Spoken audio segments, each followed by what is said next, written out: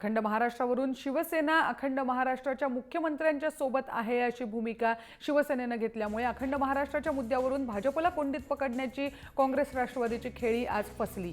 अखंड महाराष्ट्रासाठी काँग्रेस राष्ट्रवादी शिवसेनेला सोबत घेऊन ठराव मांडणार होते, पण मुख्यमंत्र्यांनी सभागृहात मी अखंड महाराष्ट्राचा मुख्यमंत्री आहे आणि वेगळ्या विदर्भाचा कोणताही प्रस्ताव नसल्याचं स्पष्ट केलं आणि त्यामुळे शिवसेनेने काँग्रेस राष्ट्रवादीला साथ न देण्याचं ठरवलं आणि भाजपला अल्पमतात आणून त्यांची कोंडी करण्याचे काँग्रेस राष्ट्रवादीचे प्रयत्न फसले।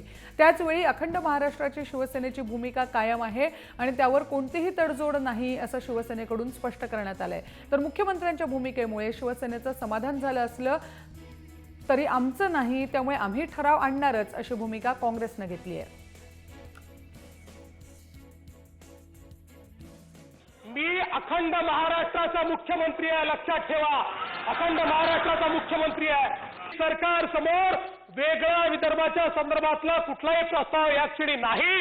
अध्यक्ष महोदय, तसा प्रस्ताव, अध्यक्ष महोदय, तसा कायदा अध्यक्ष महोदय या सभागृहाला करता देखील येत नाही।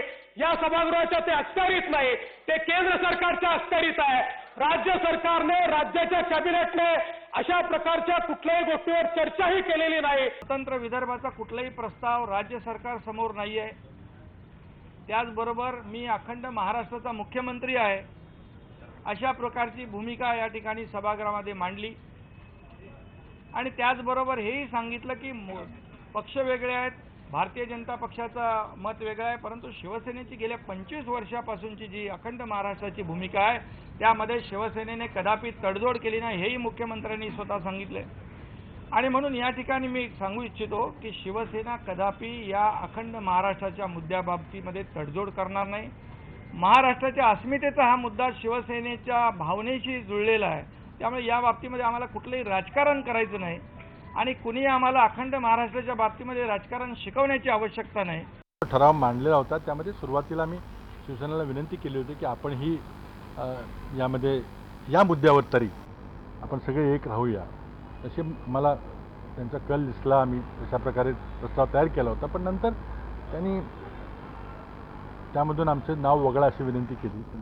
नाही, त्यांचं समाधान झालं तर आमचं काहीच म्हणणं नाही। शेवटी तो स्वतंत्र पक्ष आहे, त्यांना स्वतंत्र विचार आहेत। आमचं समाधान झालं नाही, कारण आता असं आहे की कुणी असं म्हणावं की मी मंत्री आहे, मी मुख्यमंत्री आहे, ते आहातच तुम्ही, कुणी नाही म्हणते।